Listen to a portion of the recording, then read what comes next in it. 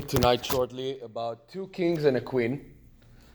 The two kings are Shaul and David, our first two kings that we have in Am Yisrael. So the Gemara in Yoma says, Shaul be'achat ve'alta lo, David b'shtayim ve'lo alta lo. Meaning Shaul did one mistake and Hashem counted for him. David made two mistakes and Hashem kind of ignored it.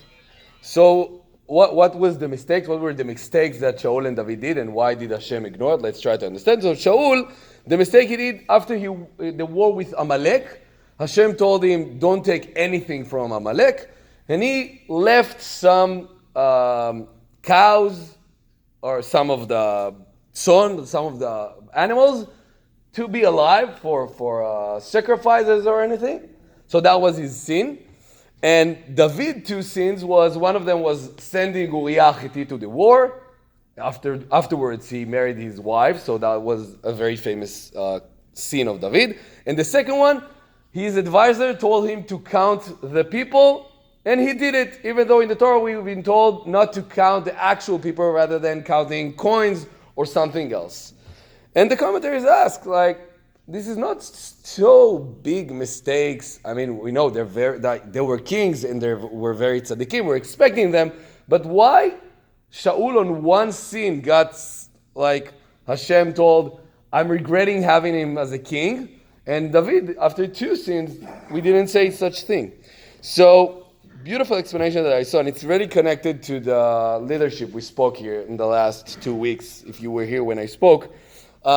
Shaul responds to Shmuel when Shmuel come and ask him, why did you do that? Why? Hashem said, don't leave any cows, don't leave anything. Why did you left the animals? He said, Ki chamal ha'am al hatzon ve'abakar. Because the people had mercy on the animals, so I left them for, sacrifice or whatever.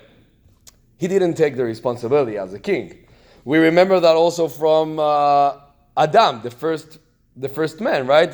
When Hashem asked him, why did you eat the apple? He said, Ha'isha asher natata imadi. That's the woman. She told me to eat the apple, and she said that was the snake. They didn't take any responsibility.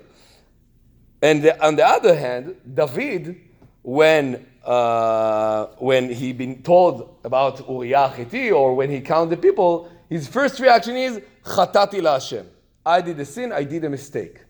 And we know that when we're doing a mistake, we can choose whether to, not taking responsibility. Probably someone will be angry about us. But if you're saying, on the beginning, you're saying, I'm sorry, that was my fault. Let's speak about it. I can explain it. That make it way more easier to forgive the person. He understands this is his responsibility.